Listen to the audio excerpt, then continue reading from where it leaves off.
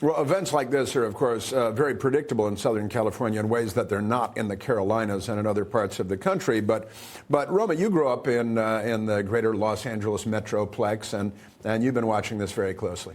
Absolutely. And one thing that the administration can do is actually put restrictions on aid. And I wouldn't even call it restrictions. I would call it guidelines. That's what the American people and the people of California deserve. It's what they need because, frankly, we can't trust our state and local officials in California to do what they tell us they're going to do. In 2014, Prop 1 was signed for $7 billion to be put towards water. Absolutely nothing has been built. We are still in the quote-unquote pre-construction stage for over a decade now. So how can you honestly say that we can give them millions, billions more, and they're going to do something with it? We need actual timelines of what they're going to do. We need sheets of where they're going to do it.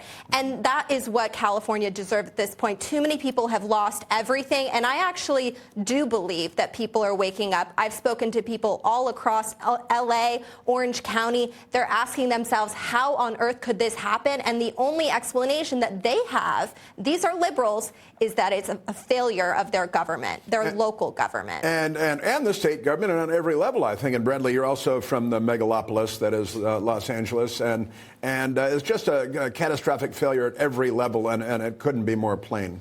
Oh, that's right. I mean, you can't find a mechanic for the fire department. Are you kidding me? The deportations haven't even started yet in the Los Angeles area. I don't know what the problem is. In all seriousness, I mean, this is the type of mismanagement that Californians have become all too accustomed to. Yep. I'm getting text messages from folks who joined the LA Fire Department 30 years ago and who joined the fire department 5 years ago. And they're telling me the exact same thing. It's the same problems over and over and over again.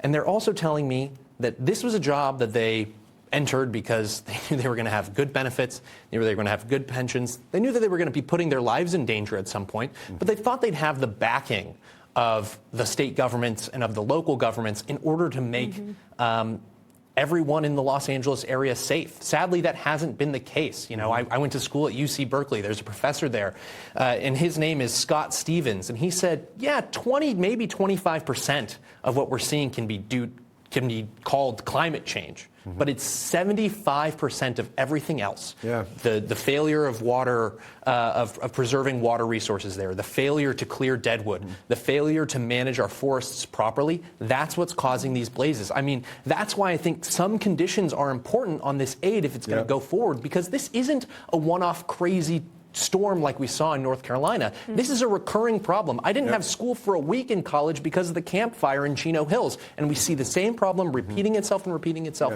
And Newsom does nothing. And Bradley went to UC Berkeley, but it didn't take. He's okay. Turned out okay. Now, Joy. So, Bradley, I got to ask you, Biden did move forward with taking Cuba off the state terrorist list. We know Cuba harbors terrorists. At the same time, it was an exchange for hundreds of these political prisoners. Where do you think the Trump administration is going to go when on an issue like Cuba? Yeah, I mean, Marco Rubio has been very outspoken about his opposition to the Cuban regime. I'm sure many of us have said those same things, but it puts the Trump administration kind of in a weird situation. The Chinese Communist Party is always in the background, even in our hemisphere now. And if we look at this, you know, Cuban Marxism has always been a little bit too Latino, a little too cavalier for the Chinese Communist Party. But because they are investing more in the Western Hemisphere, there could be some detente between Cuba and China. And maybe it is in the United States' interest to pursue that as well. So it's going to be interesting to see how Marco Rubio balances his stance on China and with Cuba. And they also